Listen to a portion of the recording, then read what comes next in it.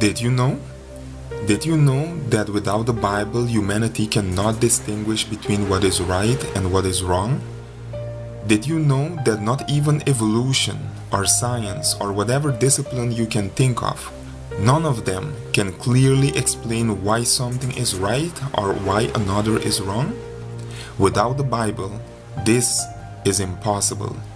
That is why the third rule of interpretation says that the Bible is necessary and may be understood by diligent application and study.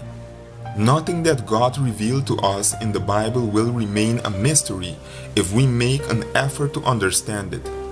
Deuteronomy chapter 29 verse 29 says, "The secret things belong to the Lord our God, but those things which are revealed belong to us and to our children forever, that we may do all the words of this law."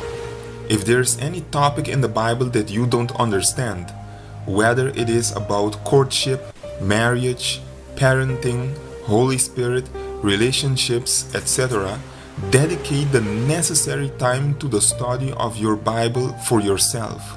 God will bless your diligent effort with understanding.